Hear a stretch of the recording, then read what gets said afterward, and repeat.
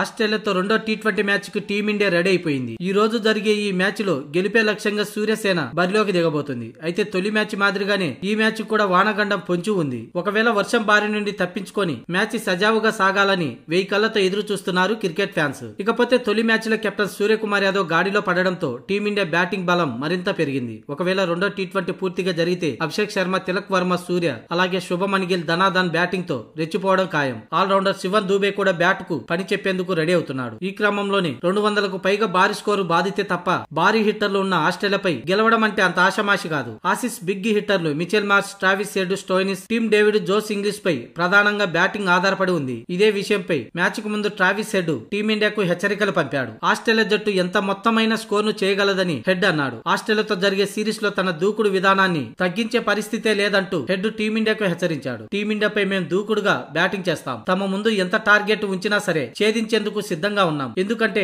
Stoinis, English, team David, Maxwell వంటి batting lineup ఉంది అంటూ హెడ్ చెప్పుకొచ్చాడు. టీమిండియాపై దూకుడుగా ముందుకు వెళ్తే ఎన్ని పరుగులైనా చేయగలం. అందుకు ముఖ్యంగా మిచెల్, నేను ఓపెనర్లుగా గట్టి పునాది వేస్తే తమ ముందు ఎంత లక్ష్యమైనా సరే ఛేదించేందుకు రెడీగా ఉంటామని, ఒకవేళ టార్గెట్ విధించాల్సి వచ్చినా కూడా వీలైనన్ని ఎక్కువ పరుగులు చేయడానికి ప్రయత్నిస్తామంటూ హెడ్ చెప్పుకొచ్చాడు.